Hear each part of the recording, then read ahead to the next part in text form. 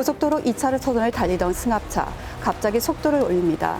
차선을 급하게 바꿔 앞선 승용차를 추월한 승합차는 바로 나들목 진출로를 나가는데요. 속도를 이기지 못한 승합차는 순식간에 도로를 이탈해 도로 경계석과 충돌한 후 그대로 전복되었습니다. 저기다 피가 그러면 저기 사망자들의 피가 저기 계속 흘러가지고 저 온몸에 피가 12명의 탑승자 중 7명이 사망했고 5명이 중경상을 입은 대형 사고였습니다. 고속도로 승합차 전복 사고, 이 사고엔 어떤 시그널이 있었을까요? 취재진은 수소문 끝에 사고 피해자를 만날 수 있었습니다.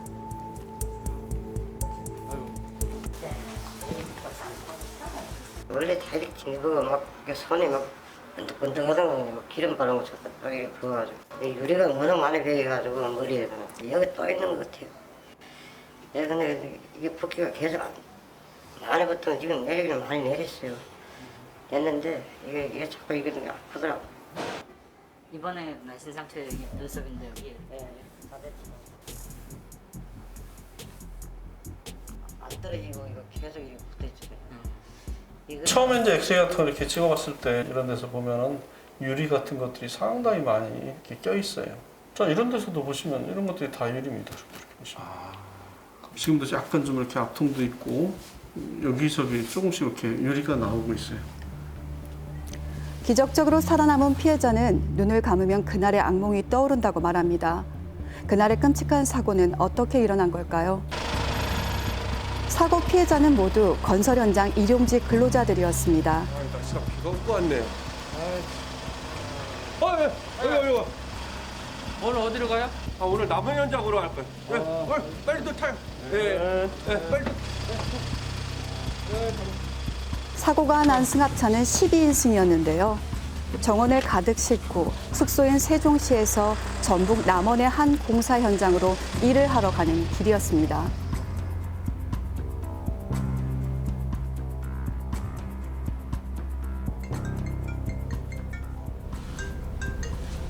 여보세요?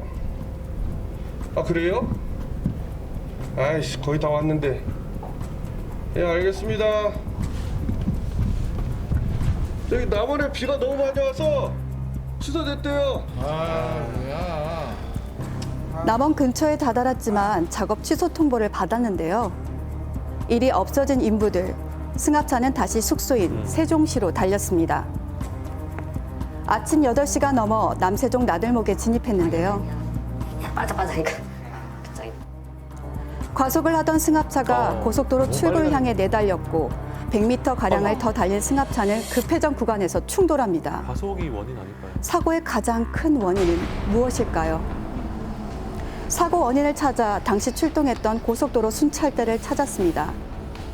이쪽 구간은 속도를 사실 줄여서 다 들어가시는데 그러나 그분은 좀 안타깝게 좀 가속을 하셨어요. 가속을. 첫 번째 시그널, 과속입니다. 과속. 사고 지점인 남세종 나들목 구간은 급회전 구간으로 저속이 필수인 곳입니다. 한눈에 보기에도 회전 구간의 경사가 급해 보이는데요. 이곳의 제한 속도는 시속 50km입니다. 하지만 과속으로 달리던 승합차가 급회전 구간을 달리다 속도를 이기지 못하고 사고가 발생한 겁니다. 곡성부 구간 속도를 안 줄이는 거예요. 곡성부에서 과속하면요 굉장히 위험해요. 과연 과속만이 사고의 원인이었을까요? 보면은 커브를 돌지 못해서 속도도 이렇고 무게도 좀 있어서 차가 무거우니까 커브를 틀려고 했지만 조향이 제대로 안 됐구나. 받게 된 상태다 보니까 거기에 약간 턱이라고 그래야 되나요? 시멘트로 이렇게 올라와 있잖아요. 그쪽에 박으시면서 이렇게 올라타게 된 것 같아요. 두 번째 시그널은 노면의 경사도입니다. 교통사고 감정사와 함께 사고 지점에서 원인을 분석해보기로 했습니다. 지금 차가 이 가장자리 구역선이라 그러는데 이 라인 밖으로 벗어나요. 저 안쪽에서는 평구배가 내리막으로 이렇게 정상적으로 평구배를 주게 돼 있거든요. 근데 갓길에는 배수 때문에 반대로 줘요. 기울기가 있단 말씀인가요? 네, 여기가 항상 기울어지게 돼 있어요. 근데 차가 보면은 또 충돌하기 바로 직전에 빠져나가면서 라인 바깥으로 해가지고 이 갓길로 돌아버려요. 새로 더 많이 해놨어요, 여기 하려고. 사고 지점의 노면의 경사도는 어느 정도일까요? 경사도를 측정해 보았습니다. 5%. 도로 부분의 경사도는 4.8%로 측정되었습니다. 좌측 배수로 쪽의 경사도는 8%로 측정되었습니다. 배수로로 인해 도로와 갓길 경사도가 달라 기울어져 있습니다. 그래서 바퀴가 이쪽으로 빠져버리면 원심력을 못 버텨줘요. 그냥 넘어가요. 원심력. 노면의 경사로 인해 급회전 구간에서 무게 중심을 잃은 승합차의 모습을 사고 당시 블랙박스에서 확인할 수 있습니다. 천천히 들었어요. 이곳이 블랙박스 영상에서 보이는 사고 지점입니다. 도로 경계석과 1차로 충돌한 후 2차 충돌한 안내 표지판인데요.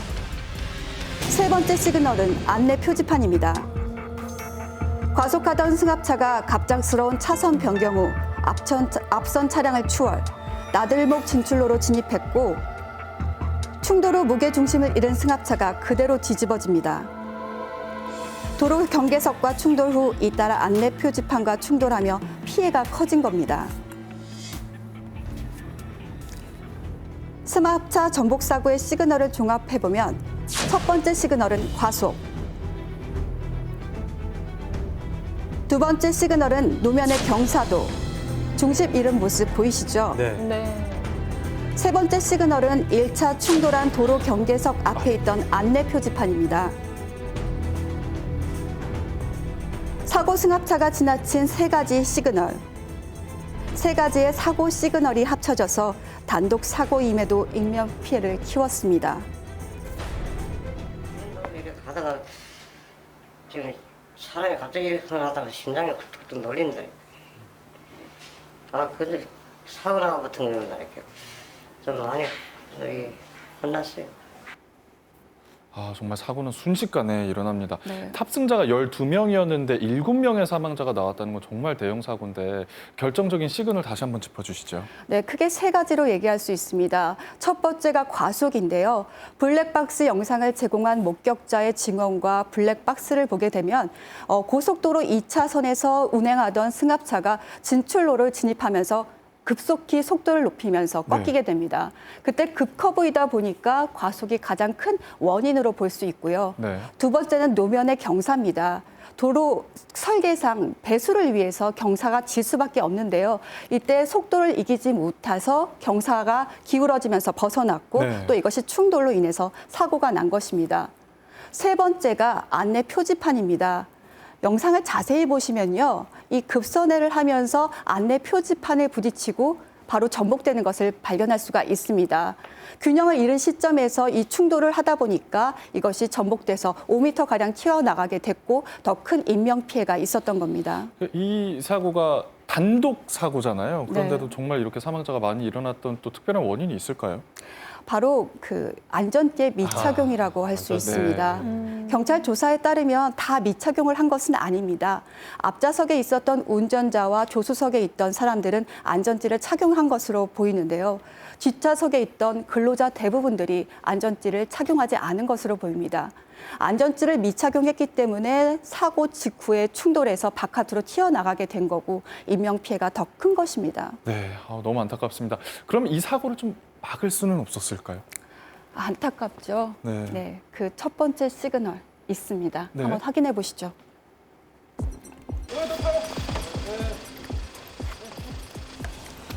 결정적인 최초의 시그널은 없었을까요? 오늘 날씨가 너무 안 좋네. 아유. 아, 운전 괜찮겠어? 아, 그러니까 빨리 가야지.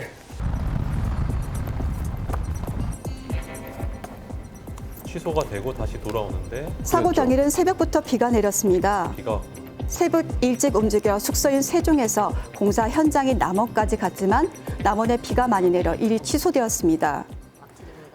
그냥 세종에 지나가려고 하다가 네. 우측으로 들어가게 된 거죠. 좀 나들목이 나오니까. 그렇죠. 그러니까 저거를 운전자는 왜 갑자기 무리한 차선 변경을 했을까요? 전동기사가 아니에요. 아닌데.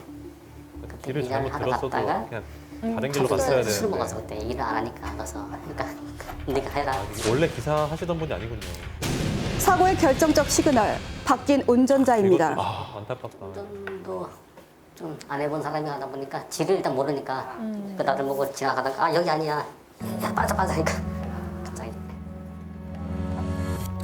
당일 바뀌었다는 운전기사.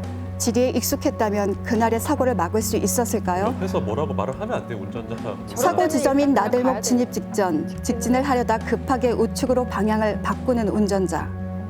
무리하게 갔구나. 7명의 목숨을 앗아간 대형 사고를 막을 수 있었던 그날의 시그널. 길을 잘 아는 운전자였다면 과속으로 진출로를 나올 일도 없지 않았을까요? 전문가는 곡선 구간의 위험성을 강조했습니다.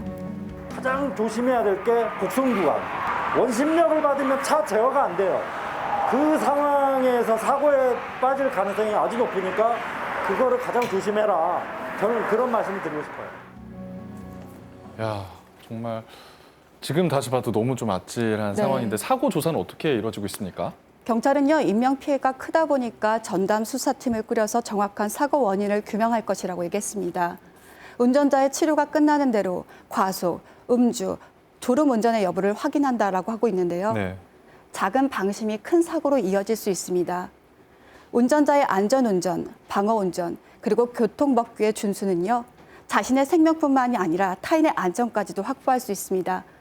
여러분, 운전 시 각별히 주의하시기 부탁드리겠습니다.